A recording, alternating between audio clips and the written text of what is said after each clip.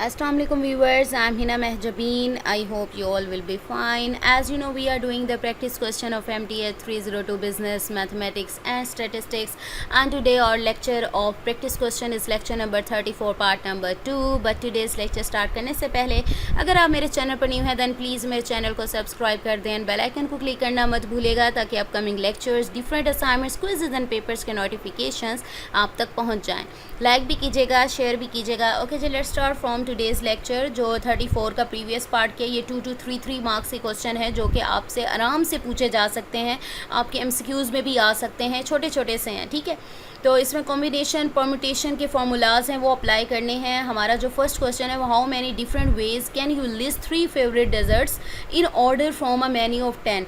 अब आपको समझना ये है कि यहाँ पर परम्यूटेशन या कॉम्बिनेशन का फार्मूला लगेगा. मैंने आपसे कहा, प्रीवियस पार्ट में भी बताया, मैंने लेक्चर्स जो पढ़ाए थे इसके परम्यूटेशन और कॉम्बिनेशन के ऑलरेडी बता चुकी हूँ कि जब ऑर्डर मैटर करती हो, यानी कोई चीज़ सीक्वेंस में किसी डेफिनेट ऑर्डर में गिवन हो तो परम्यूटेशन का फार्मूला यूज़ करते हैं, या कहीं पर हमें कह दें कि इन ऑर्डर करना है या इन सीक्वेंस करना है देन परम्यूटेशन यूज़ करोगे. अदरवाइज़ अगर ऑर्डर मैटर नहीं करती, सपोज करो हमारी जो ग्रुप है 10 पीपल का, जैसे प्रीवियस पार्ट में, उसमें से कोई भी 3 लोगों की टीम बनानी है तो हम कोई भी चूज़ कर देते हैं, इसमें कोई सीक्वेंस या ऑर्डर नहीं है, तो उसके लिए हम कॉम्बिनेशन का फॉर्मूला अप्लाई करते हैं.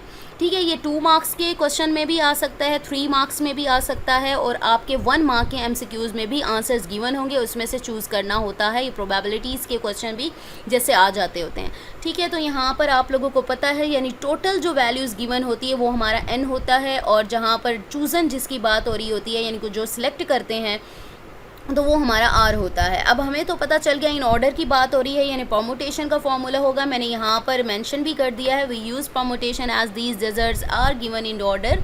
परम्यूटेशन का PNR is equal to n factorial by n minus r. यहाँ पर n 10 है, 10 फैक्टोरियल n माइनस आर यानी 10 माइनस 3 फैक्टोरियल. 10 और 7 है. मैंने आप लोगों से ऑलरेडी कहा है, जब बड़ी बड़ी वैल्यूज़ फैक्टोरियल में हो तो उसे छोटा करने के लिए इतना एक्सपेंड करें ताकि वो कैंसिल हो जाएँ.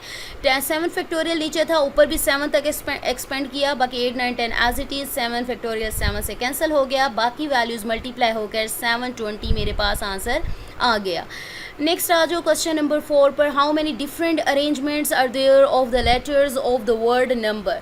इसके लिए आपको देखनी है एग्जाम्पल. परम्यूटेशन का मैंने आप लोगों को बता दिया, फॉर्मूला बता दिया. इसके लिए ये एग्जाम्पल यूज़ हो रही है, ये वाली वर्ड्स वाला जो था ना, ये example. How many possible permutations can be formed from the word statistics. Same इसी तरह से ये बाकी जो क्वेश्चंस हो रहे हैं हमारे ये हो रहे हैं, और इसके लिए जो फॉर्मूला है हमारा ये यूज़ होता है, ये NK वाला, n ऑब्जेक्ट्स के लिए.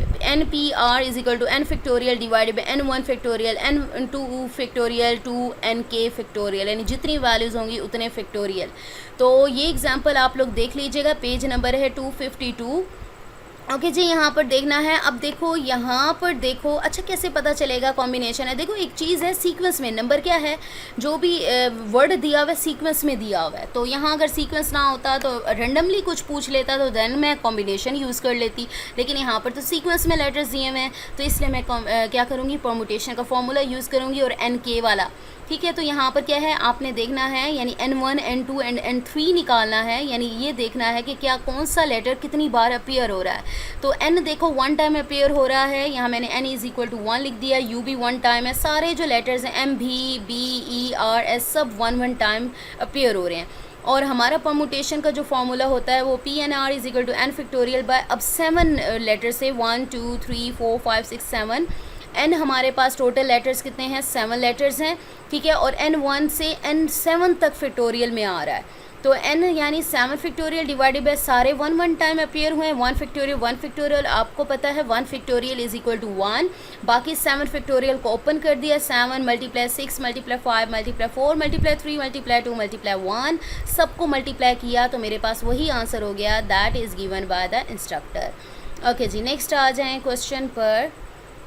Same, how many different 5 letter arrangements are there of the letters in the word digit. यानी word है digit, इसमें 5 letter arrangements find करनी है आपने. सेम वही फॉर्मूला यूज़ करना है. इसमें कितने डिजिट्स हैं, 1 2 3 4 डिजिट्स हैं. n मेरे पास 4 फैक्टोरियल हो गया, और n1 से देखो n फैक्टोरियल 4 फैक्टोरियल तक आ रहा है. तो मेरे पास मैंने फाइंड कितने करने हैं, एन टोटल कितने हैं मेरे पास 5 डिजिट्स हैं, 5 फैक्टोरियल। और ये देखो डी मेरे पास कितनी बार अपेयर हो रहा है, मैं यहाँ राइट करना भूल गई।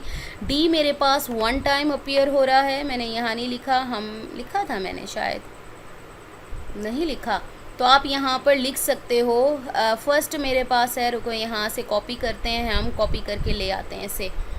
मेरे पास मैंने राइट किया था, पता नहीं कट हो गया, 1 2 3 4, चलें इसको कॉपी करते हैं हम और यहाँ पर पेस्ट कर देते हैं। यहाँ पर आपने देखना है कौन सा लेटर कितनी बार अपेयर हो रहा है। तो यहाँ पर परमुटेशन का तो मैं ऑलरेडी आपको बता चुकी हूँ। डी जो हमारा है 1 टाइम अपेयर हो रहा है, आई हमारा हो रहा है 2 टाइम्स और आई हो गया। जी मेरा अपेयर हो रहा है 1 टाइम और टी भी मेरा हो रहा है 1 टाइम अपेयर, ठीक है। तो मैंने परमुटेशंस राइट कर दी, इसकी जो जितनी बार अपेयर हो रहे वो राइट कर दी। तो n1 n2 n3 n4 तक आ गया। n1 मेरे पास 1 है factorial, 2 factorial, 1 factorial, 1 factorial, 2 factorial. आप लोगों को 1 फैक्टोरियल का तो पता है, टोटल उसने 5 की बात की है। 5 को ओपन करो, 5 4 3 2। आप चाहते तो 2 फैक्टोरियल को रहने देते, ये मेथड भी कर सकते थे आप लोग। जैसे कैंसिल करने वाला होता है तो आप इसको जस्ट कर लेते 2 फैक्टोरियल। अगर मैं इसको सॉल्व करती ना, मैं इस तरह से भी वो कैंसिल करने वाला मेथड भी कर सकती थी। 5 फैक्टोरियल है तो मैं इसको क्या करूं, यहाँ पर 5 फैक्टोरियल की जगह 2 फैक्टोरियल सेपरेट कर लेती, ठीक है। बाकी 3 4 हम इसको ऐसे करते हैं, 5 है ना, 5.4.3 और .2 आ गया, ठीक है। अब ये 2 फैक्टोरियल से कैंसिल हो जाता मेरा, ठीक है। और 5 4 हमारे पास जो आ जाता और 20 23 60 आ जाता, ठीक है। तो ये भी आप लोग कर सकते थे, लेकिन मैंने नहीं किया, तो आप लोग की मर्ज़ी है, आप लोग करें या ना करें, ठीक है। तो यहाँ पर मैंने इस वे में भी ओपन कर दिया। आप ओपन ना भी करें तो आपके पास क्या है, बाकी कैंसिल हो के मल्टीप्लाई करें, ऊपर नीचे डिवाइड हो रहा है और आपके पास 60 आंसर आ जाएगा। So we have completed these questions here, यानी 34 लेक्चर हमारा पार्ट नंबर 2 भी कंप्लीट हो गया। अब परमुटेशन कॉम्बिनेशन का मैंने आपको बता दिया है, जहाँ पर सीक्वेंस में वैल्यूज़ गिवन होंगी या ऑर्डर की बात हो रही होगी तो आपने परमुटेशन यूज़ करनी है, और जहाँ ऑर्डर मैटर नहीं करेगी यानी कोई भी रैंडमली चूज़ करना होगा तो आप कॉम्बिनेशन का फॉर्मूला यूज़ करोगे। MCQs में आपसे ये चीज़ भी पूछी जा सकती है कि कब परमुटेशन यूज़ करनी है, जब इंटरनल ऑर्डर सिग्निफिकेंट हो, और जब नॉट सिग्निफिकेंट हो इंटरनल ऑर्डर तो हम कॉम्बिनेशन यूज़ करते हैं। कॉम्बिनेशन का क्या फार्मूला है, परमुटेशन का क्या फार्मूला है, ये भी MCQs में आ सकता है। फार्मूलाज MTA 302 में फार्मूलाज काफ़ी पूछे जाते हैं। इसके अलावा आपको ये भी 2 मार्क्स में या 3 मार्क्स के क्वेश्चंस में ये क्वेश्चंस भी आ सकते हैं। सो मुझे अपनी दुआ में याद रखिएगा, अपना ख्याल रखिएगा, टेक केयर, अल्लाह हाफिज़।